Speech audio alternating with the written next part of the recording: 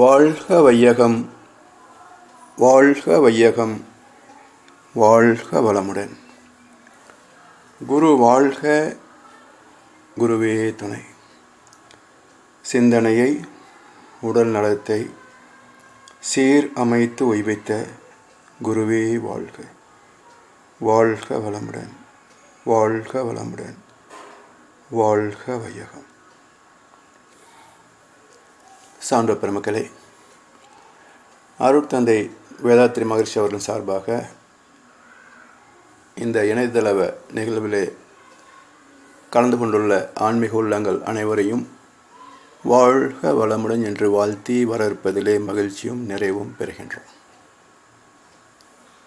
வேதாத்திரியமும் திருக்குறள் காட்டும் அறமும் என்ற தொடரிலே 22வது அதிகாரம் ஒப்புரவு அறிதல் என்ற தலைப்பை சிந்திக்க இருக்கின்றோம்.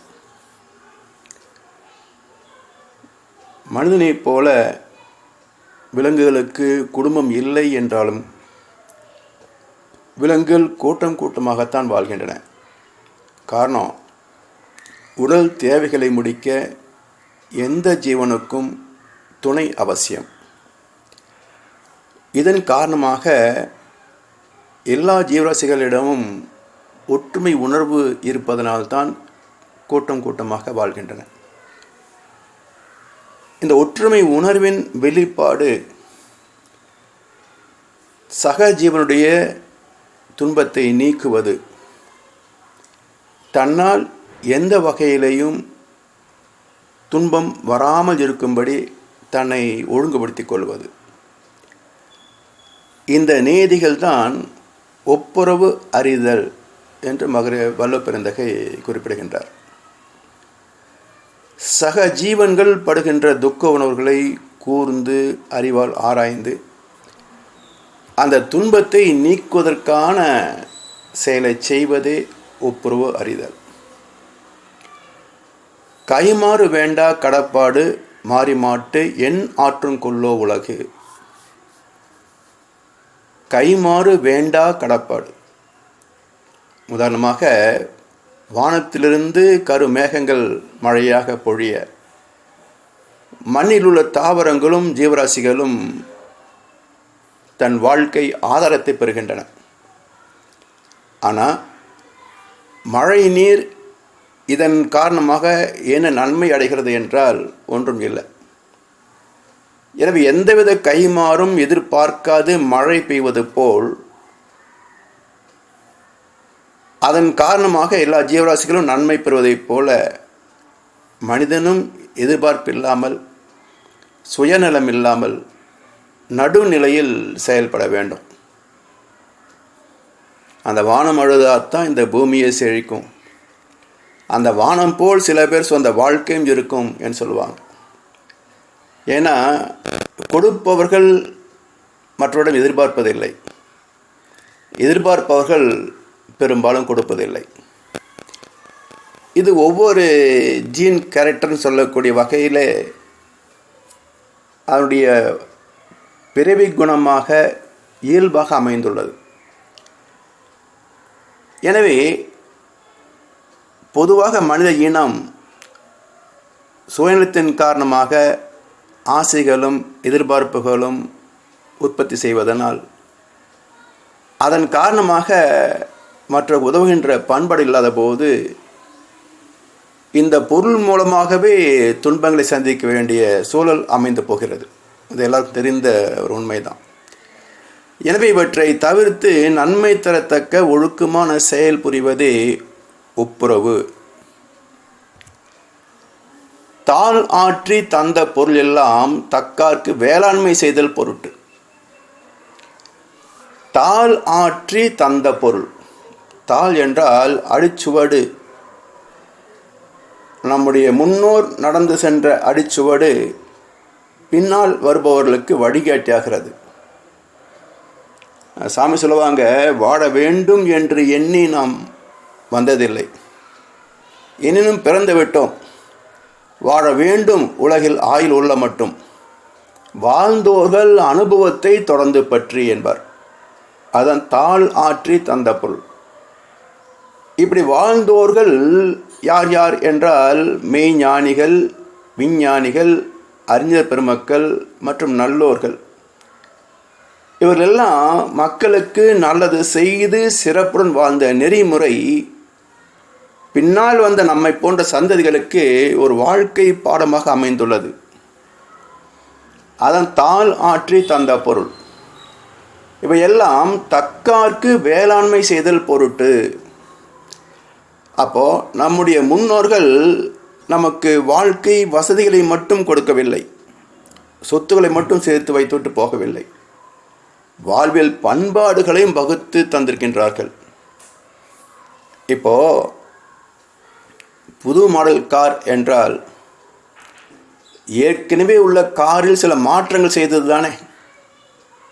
இதே போல ஒவ்வொரு துறையிலும் தகுந்த அறிவும் ஆற்றலும் உடையவர்கள் அந்த துறையில் ஏற்கனவே சாதித்த சாதனையாளர்களுடைய அறிவோடு தொழில்நுட்பத்தோடு இணைந்து இன்றைக்கு சமுதாயத்தை மேம்படுத்த வல்ல புதுமைகளை படைக்கிறார்கள் அல்லவா. இதுதான் வேளாண்மை செய்தல். இப்படி சான்றோரது அனுபவத்தை விதை நெல்லாக கொண்டு தன் அறிவையும் அனுபவத்தையும் நீராகவும் உரமாகவும் இணைத்தால் அடுத்து வரக்கூடிய சந்ததிகளுக்கு இன்னும் பல மடங்கு நன்மைகளை அமைத்து தருவது வேளாண்மை செய்யும் பொருட்டு. புத்தேல் உலகத்தும் ஈண்டும் பெறல் அரிதே ஒப்புரவின் நல்ல பெற. புத்தேல் உலகம் என்றால் தேவலோகம் என்று சொல்லக்கூடிய வானுலகம், இந்த பிரபஞ்சம். ஈண்டு இந்த பூமி வாழ்க்கை. புத்தேல் உலகத்தும் ஈண்டும் பெறல் அரிதே ஒப்புரவின் நல்ல பிற. இன்னொரு ஜீவனின் துன்பத்தை நீக்குகின்ற வகையிலே, துன்பம் தராத வகையிலே ஒப்புரவால் செய்த நற்செயல் வாழ்நாளில் நலமளிப்பதோடு நமது ஆத்மாவில் பதிந்து வருகின்ற நமது சந்ததிக்கு புண்ணிய பதிவாகிறது. அது மட்டுமல்ல, இந்த வான்காந்தத்திலே பதிந்து அந்த ஆக்கப்பூர்வமான நன்மை தரும் அனுபவங்கள் இந்த பூமியில் வாழ்கின்ற மக்களுடைய எண்ணங்களோடு பிரதிபலித்து அவர்களும் நல்லெண்ணங்களை பயன் கொள்ளக்கூடிய வகையிலே அது ஒரு தூண்டுகோலாக அமையும் வான்காந்த களம். எனவே இரண்டு நிலைகளிலும் பயன்படுகின்ற சிறப்புள்ள ஒப்புரவு அறிந்த மனிதரை பின்பற்றி மக்கள் தர்மத்தின்படி வாழ்வதே இங்கே வலியுறுத்தப்படுகிறது. நம்ம கோவிலில் கூட அர்ச்சனை செய்கின்றோம், பேரு நட்சத்திரம் சொல்லி அர்ச்சனை செய்கின்றோம். இந்த வழிபாட்டு முறை ஏன் அமைக்கப்பட்டது என்பதை பற்றி காஞ்சி பெரியவர் தெய்வத்தின் குரல் முதல் பாகத்தில் சொல்கிறாரு. இந்த பூமியின் வான்காந்த களம் தூய்மையாக இருந்தால்தான் மக்கள் ஆரோக்கியமாக நிறைவாக வாழ முடியும். அந்த வான்காந்த களத்தை தூய்மை செய்யக்கூடிய ஆற்றல் மந்திரங்களுக்கு உண்டு. அந்த மந்திரங்களை உச்சாரணம் செய்வதற்காகத்தான் ஆலயங்கள் நிறுவப்பட்டன. அந்த ஆலயங்களிலே குருக்கள் என்று ஒருவரை நியமித்து அவருடைய கடமை என்ன என்றால், காலை 3 மணி பிரம்ம முகூர்த்தத்திலிருந்து இரவு அர்த்தஜாம பூஜை வரைக்கும் தொடர்ந்து அந்த விக்கிரகத்துக்குரிய மந்திரங்களை உச்சரித்து கொண்டு இருப்பது தான் அவருடைய கடமை. ஆனால் மனிதன் தானே, கொஞ்ச நேரம் சொல்லிவிட்டு உட்காந்துருவார். நாம் போய் ஏன் உட்காந்துட்டீங்க, மந்திரம் சொல்லலையா அப்படின்னு கேட்டால், இப்போ தான் சொன்னேன், நீ கும்பிட்டுட்டு போங்க அப்படிம்பார். அப்போ இது சொல்ல வைக்கணுமே. அதற்காக கண்டுபிடிக்கப்பட்ட முறை தான் ஒரு சீட்டு போட்டு என் பேருக்கு ஒரு அர்ச்சனை பண்ணுங்க அப்படின்னா இப்போ அவர் மறுக்க முடியாது. அதுலேயும் கவனித்து பாருங்கள், பெயரும் நட்சத்திரமும் மட்டும்தான் நம்முடையது. உச்சரிக்கப்படுகின்ற மந்திரங்கள் அந்த பகவானுடைய அஷ்டோத்திரமோ சகசிரநாமோ தான் இருக்கும். இந்த பேரில் நட்சத்திரம் ஒருத்தன் தான் இருப்பானா? 7 நட்சத்திரத்தில் பல ஆயிரம் பேர் இருப்பாங்க, என் பேரில் பல ஆயிரம் பேர் இருப்பாங்க. அப்போ யார் கணக்கில் வர வைக்கிறது? எனவே அந்த வான்காந்தத்தை தூய்மைப்படுத்துவது தான் அர்ச்சனையின் அடிப்படை நோக்கம். நம்ம செய்தோம், நமக்கு நல்லது நடக்கும், நம்பிக்கை மட்டுமல்ல, நம்மால் அந்த வான்காந்த களம் தூய்மையாக பாருங்கள், அந்த புண்ணியமும் நமக்கு கிடைக்கும். இதை மையப்படுத்தி தான் அர்ச்சனை செய்வது என்ற அற்புதமான ஒரு சடங்கை இந்து தர்மத்தில் ஏற்படுத்தியிருக்கின்றாங்க. ஒத்தது அறிவான் உயிர் வாழ்வான், மற்ற யான் செத்தாருள் வைக்கப்படும். மிக அற்புதமான குறள். ஒத்தது அறிவான், எது சரியானது, எது தர்மமானது, எது புண்ணியமானது என்று தெரிந்து கொண்டவர்கள், அறிவுபூர்வமாக அறிந்து கொண்டவர்கள் தான் ஒத்தது அறிந்தவர்கள். அப்போ எதை அறிந்திருப்பார்கள், அறிந்திருக்க முடியும் என்றால் தெய்வத்தை அனுபவத்தில் அறிந்திருக்கணும். அந்த தெய்வமே ஒரு இயக்க ஒழுங்காக, தெய்வ நீதியாக, செயல் விளைவு தத்துவமாக இந்த பிரபஞ்சம் முழுவதும் இயங்கி மனிதனுக்குள் அது பாவ புண்ணியமாக செயல்படுகிறது என்பதை உணர்ந்திருக்கணும். இதை உணர்ந்தவர்கள் தர்மத்தை புறக்கணிக்கவே மாட்டார்கள் எந்த காரணம் கொண்டும். அவங்க தான் ஒத்தது அறிந்தவர்கள். அப்படிப்பட்ட மனிதர்களே இந்த பூமியில் உயிர் வாழ்ந்ததாக மதிக்கப்படுகிறார்கள், மதிக்கப்பட வேண்டும். அப்படி அல்லாதவர்கள் மற்றையான் இன்னொரு வார்த்தையை பயன்படுத்த பாருங்க, வள்ளுவ பெருந்தகை, செத்தாருள் வைக்கப்படும். இவனோட நடை பிணமாகவே கருத வேண்டும், இவனை மனுஷனாகவே எடுத்துக்க வேண்டாம். அது ஒரு ஜென்மம், அவ்வளோதான். அப்போ ஏன் அதை செத்தாருள் வைக்கப்படும் என்று சொல்கிறார் அப்படின்னா, பிணம் பயனற்றது என்பது பொதுவான கருத்து. ஆனால் மனித பிணத்தை முறையாக அடக்கம் செய்யவில்லை என்றால் அது அழுகி அதிலிருந்து உருவாகின்ற வைரஸ், விஷக்கிருமிகள் ஆரோக்கியமாக வாழ்கின்ற மனிதனின் சுவாச காற்றோடு கலந்து அவனை நோயாளியாக்கிவிடும். அதனால் இவன் பயனற்றும் மட்டும் அல்ல, துன்பத்தை தருபவன். அவன்தான் செத்தாருள் வைக்கப்படும். நடைப்பிணங்கள். இப்படி இயற்கை நீதிப்படி நன்மை மட்டுமே விளைவாக வருகின்ற நுட்பம் தெரிந்தவர்கள், ஒத்ததறிந்தவர்கள், அவரது உடல் அழிந்தாலும் அவர்கள் பெற்ற ஞானமும் அறிவும் அனுபவமும் இந்த பூமியின் காந்த களத்தை விட்டு அழிவதே இல்லை. வேதங்கள், வேதாகமம், திருக்குறள், திருக்குரான், வேதாத்திரியம், இது போன்ற பல நூல்களும் கருத்துக்களும் இப்படிப்பட்ட உயர்ந்த மகான்கள் வாழ்ந்ததற்கு சாட்சியாக இந்த மண் உள்ளளவும் மக்கள் மத்தியில் ஜீவ தத்துவங்களாக பரிணமிக்கும். செயல் செய்யாம அமைதி பேரின்பம் என்றிருப்பது ஞானிகளுக்குத்தான் சாத்தியமே தவிர நம்மை போன்ற மக்களுக்கு சாத்தியமா? தெய்வ நீதிக்கு ஒத்த வாழ்வியலை அறியாததால் சமுதாயத்திற்கு துன்பத்தை கொடுக்கக்கூடிய வகையில் தான் செயல்பட முடியும். அந்த தர்மத்தை அனுபவத்தில் உணர்ந்தால் மட்டுமே சத்தியம் சாத்தியமாகும். அதனால் சாமி சொல்லுவாங்க, ஒரு மனிதனின் அறிவில் உதிக்கின்ற எந்த கருத்தும் கண்டுபிடிப்பும் சமுதாய சொத்து. ஏனென்றால் சமுதாய நலத்தை முன்வைத்துத்தான் இயற்கை ஆகிய தெய்வம் ஒரு மனிதனின் சிந்தனை மூலமாக வாழ்வியல் நெறிகளை வெளிப்படுத்துகிறது, தர்ம நியாயங்களை வெளிப்படுத்துகிறது. இதே போல்தான் சமுதாயத்தில் வளமின்றி வாழ்கின்ற மக்களின் துயர் தீர்ப்பதற்காகத்தான் தெய்வம் ஒரு சிலரிடத்திலே அதிக செல்வத்தை கொடுத்திருக்கிறது. அப்போ செல்வம் பெற்றதால் பயன் என்ன என்றால் ஒப்புரவு அறிந்து வாழ்வதே. அதை மாற்றிவிட்டால் விளைவு விபரீதமாகத்தான் இருக்கும். சொல்லுவார் கண்ணாசன், பொருள் கொண்ட பேர்கள் மனம் கொண்டதில்லை, தரும் கைகள் தேடி பொருள் வந்ததில்லை, மனம் என்ற கோவில் திறக்கின்ற நேரம் அழைக்காமல் அங்கே தெய்வம் வந்து சேரும். அப்போ தன்னிடத்தில் உள்ள பொருளை கொடுப்பதற்கு தயாராகின்ற போது தான் அவனுடைய மனக்கதவு திறக்குது. அந்த கதவு வழியாக தெய்வம் தனக்குள் பிரவேசிக்கிறது. ஊருணி நீர் நிறைந்து அற்றே உலகு அவாம் பேரறிவாளன் திரு. ஊருணினா கிணறுகள், ஊற்று நீர் சொல்கிறோமே. கிணற்றிலே சுகாதாரமான சுவையான நீர் நிறைந்திருந்தால்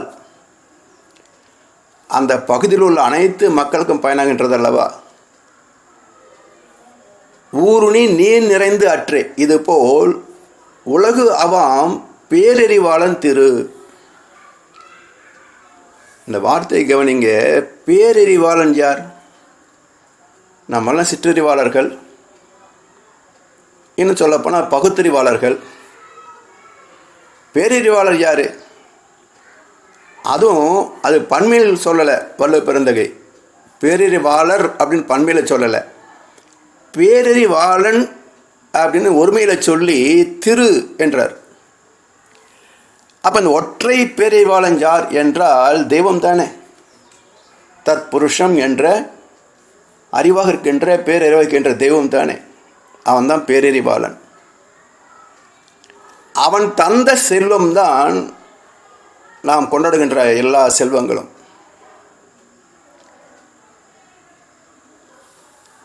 இதில் பாருங்கள், சமுதாய வழக்கில் ஆங்கிலத்தில் ஒரு அருமையான வார்த்தை உண்டு. நாம் உற்பத்தி செய்த பொருள் அல்லது வியாபாரத்திற்கு என்று இருப்பு வைத்திருக்கின்ற இடத்தை ஆங்கிலத்தில் கோடவுன் என்று சொல்கின்றோம். GODOWN, godown spelling. இந்த கோடவுன் யாருக்கு சொந்தம்? இந்த கம்பெனிக்கு சொந்தம், இந்த முதலாளிக்கு சொந்தம் அப்படின்னு எல்லாருமே ஒத்துக்கொள்கின்றோம். இது சமுதாய வழக்கு, சொத்துரிமை வழக்கு. ஆனால் அந்த வார்த்தை அறிமுகப்படுத்திய தீர்க்கதரிசி என்ன நுட்பத்தை உள்ள வச்சிருக்கிறார் பாருங்க. அதை ரெண்டாக பிரிக்கலாம். GODOWN என்பதை GODOWN. இப்போ பொருளே மாறி போகுது பாருங்கள். இந்த குடம் யாருக்கு சொந்தம்? காட் ஓன், கடவுளுக்கு சொந்தம். அதுதான் பேரறிவாளன் திரு. இந்த பூமியில் நாம் உற்பத்தி செய்து வைத்திருந்தாலும் கூட, நாம் ஈட்டிய பொருள் என்றாலும் கூட, அனைத்திற்கும் ப்ரொப்ரைட்டர், உரிமையாளன் யார் என்றால் இவை அனைத்தும், அதாவது நான் உட்பட, மனிதர்கள் உட்பட எல்லாமே பேரறிவாளன் திரு, தெய்வத்தின் சொத்துக்கள். இந்த தாத்பரியத்தை, சத்திய பிரமாணத்தை மறந்து இவை எல்லாம் என்னுடையது என்று மட்டுமே ஒரு மனிதன் உரிமை கொண்டாடி, இது எனக்கும் என் சந்ததிக்கு மட்டுமே என்று எல்லை கட்டினால், he will go down a day.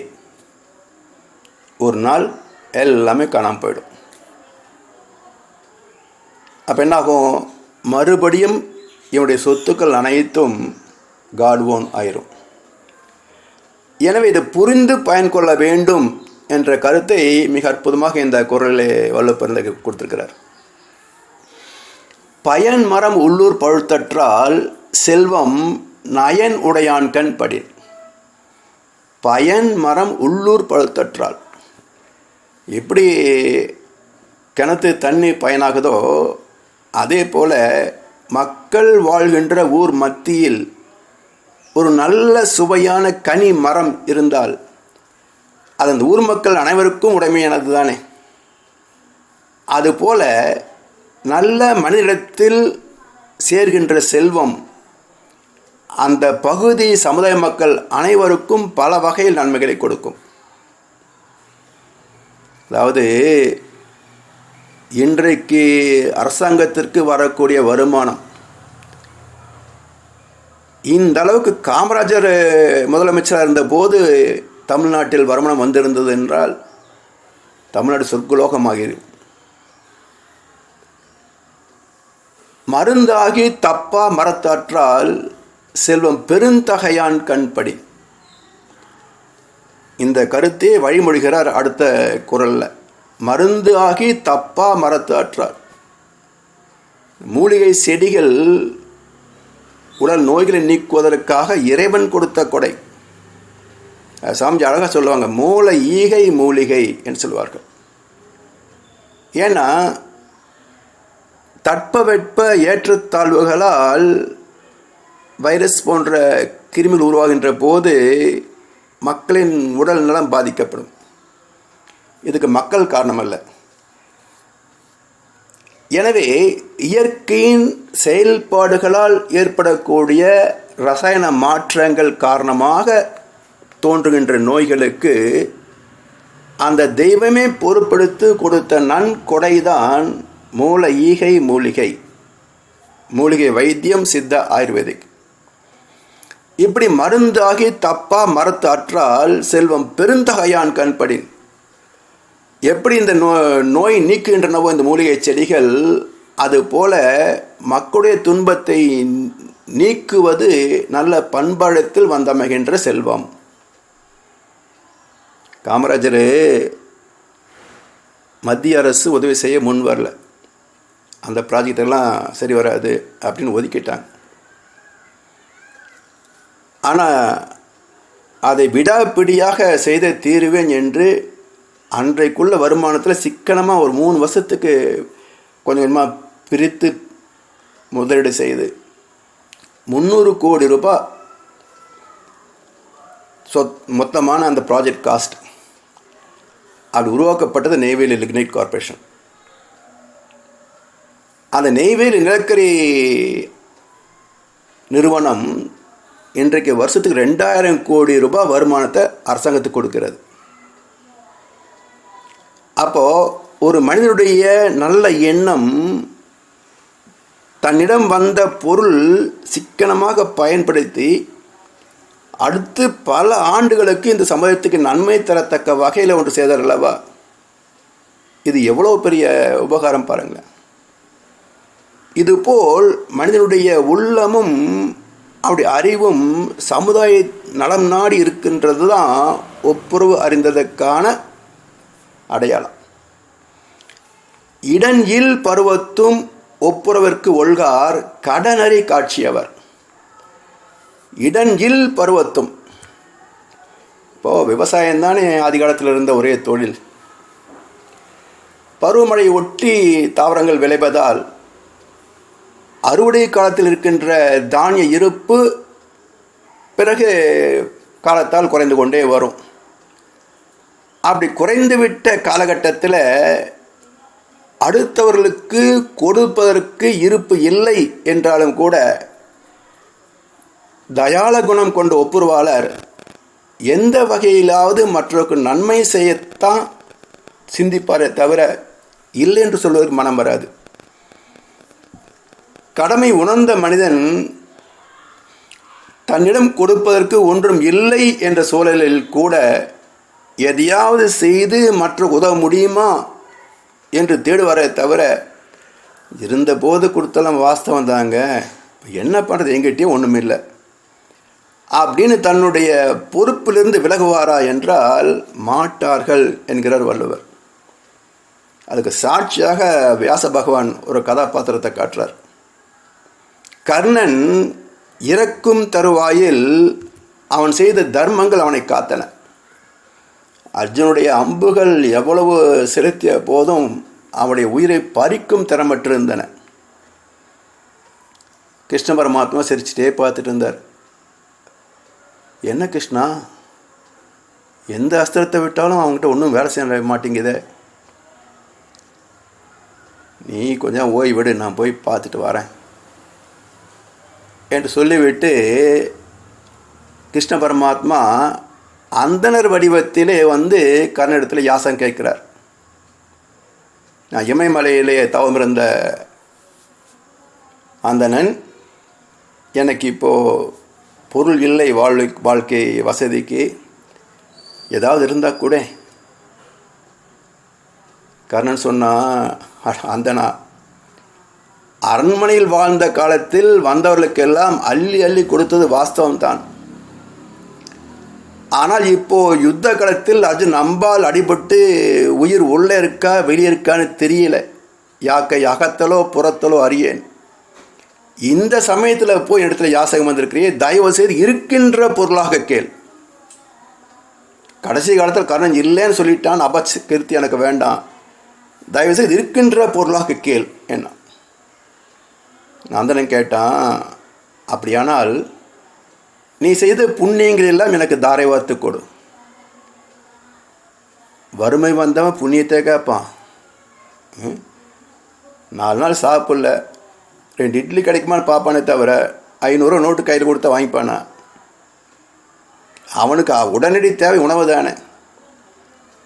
இப்போ கர்ணன் யோசித்தான், என்னடா வறுமைக்கு வந்த அந்தணன் புண்ணியத்தை கேட்குறானே, இருக்கிறத கேளுன்னு சொன்னோம், அவன் இருக்கிற புண்ணியத்தை கேட்குறான், கொடு. நன்றி அந்தனா, ஓய்வில்லாது யான் செய் புண்ணியம் அனைத்தும் உதவினேன் கொள்க. அவன் புண்ணியத்தை தான் கேட்டான். ஆனால் இவன் புண்ணிய கணக்கே க்ளோஸ் பண்ணி கொடுத்துட்டான். அது எப்படி?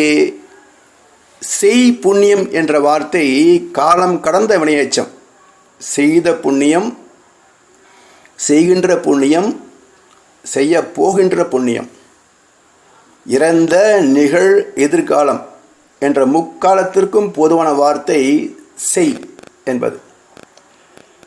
ஏன்னா இப்போ இறைவனுக்கே தானம் கொடுக்குறானே கர்ணன், இதற்கு பலனாக எவ்வளோ பெரிய புண்ணியம் வரும்.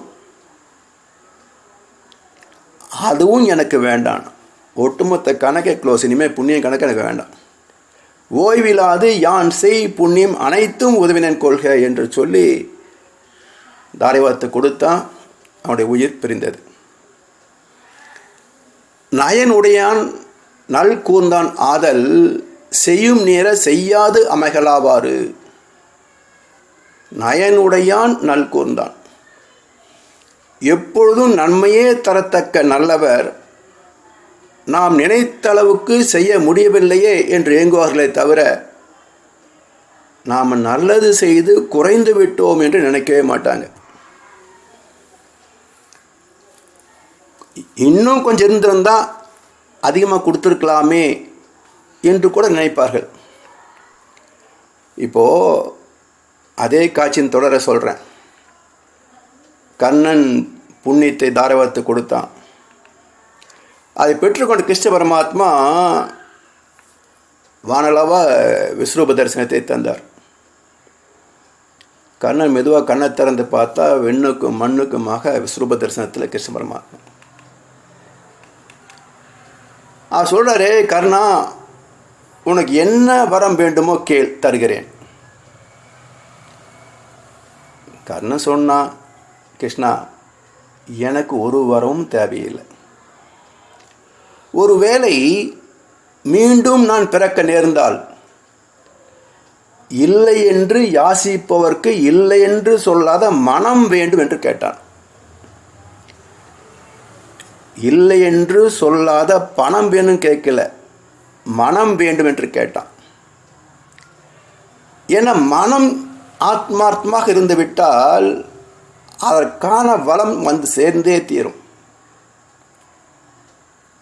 இதுக்கு இன்னொரு சாட்சி சொல்லணும்னா, விவேகானந்தர் 100 இளைஞர்களை கொடுங்கள், இந்த நாட்டை நான் திருத்தி விடுவேன் என்றார்.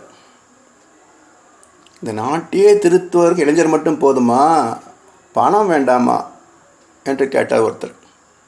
பணம் எனது அடிமை, அது வந்தே தீரும் என்றார். அதுக்கு என்ன ஆதாரம், எப்படி வந்தே தீரும் என்று உறுதியாக சொல்லுகின்றீங்க என்றால், கடந்த 12 ஆண்டுகளாக அடுத்த வேறு உணவு எங்கிருந்து வரும் என்று யோசிக்காமல், அதை பற்றி சிந்திக்காமல் நான் வாழ்ந்திருக்கின்றேன். அனுபவமே சாட்சி. எனவே கொடுக்கின்ற மனம் ஆத்மார்த்தமான கருணையோடு இருந்தால் அவனுக்கு தேவையான பொருளை இயற்கையின் நியதி கொடுத்து கொண்டே இருக்கும். சாமி சொல்லுவாங்க, தத்துவத்திலே தெளிவும் தொண்டு செய்கின்ற மனமும் இருந்தால் உங்களுக்கு என்ன தேவையோ அதை இறைவன் கொடுத்து கொண்டே இருப்பான் என்று சொன்னார். இதே கருத்து பைபிளில், அஞ்சாதே உனக்கு முன்னால் என்னுடைய சமூகம் செல்லும். அப்போ பின்னாடி வரக்கூடிய உனக்கு என்னென்ன தேவையோ என்னுடைய சமூகம் அதை அழித்து கொண்டே போய்கொண்டிருக்கும். ஒப்புரவினால் வரும் கேடெனின் அஃது ஒருவன் விற்றுக்கோள் தக்கது உடையத்து. நன்மை செய்வதால் துன்பம் வருமா? அப்படி ஒருவேளை வரும் என்றாலும் அஃது ஒருவன் விற்றுக்கோள் தக்கது உடைத்து. நன்மை செய்வதால் ஒரு துன்பம் வரும் என்றாலும் அதற்காக தன்னிடத்தில் இருக்கின்ற எந்த ஒன்றையும் தியாகம் செய்ய தயங்க மாட்டார்கள் சான்றோர் பெருமக்கள், ஒத்தது அறிந்தவர்கள். உடல் ரீதியாக இன்பங்களை துய்த்து ஆத்ம திருப்தியோடு நிறைய பெறுவார்கள். இதை கண்ணாஸ் அழகா சொன்னார். பாஞ்சாலி உன்னிடத்தில் சேலை கேட்டாள், அந்த பார்த்தனவன் உன்னிடத்தில் கீதை கேட்டான். நான் இருக்கும் நிலையில் உன்னை என்ன கேட்பேன், இன்னும் நன்மை செய்து துன்பம் வாங்கும் உள்ளம் கேட்பேன். இந்த கடைசி வரை கவனிங்க, இன்னும் நன்மை செய்து துன்பம் வாங்கும் உள்ளம் கேட்பேன். அதாவது ஒப்புரவினால் வரும் கேடு எனின் அஃது ஒருவன் விற்றுக்கோள் தக்கதோடு, விலை கொடுத்தால் வாங்கிக்கன்னார். அது கண்ணா சொல்றாரு, நன்மை செய்து துன்பம் வாங்கும் என்றார். இப்படி இறை உணர்வில் இணைந்து அறம் ஆற்றி வாழும் பேரு கர்மயோகம் என்று மாதிரி சொல்லியிருக்கிறாரு. அந்த கர்மயோக வாழ்க்கை நிறையத்தான் வள்ளுவ பெருந்தகை ஒப்புரவு அதிகாரமாக இங்கே கொடுத்திருக்கிறார். அடுத்து ஈகை என்ற அதிகாரத்தை செல்வோம்.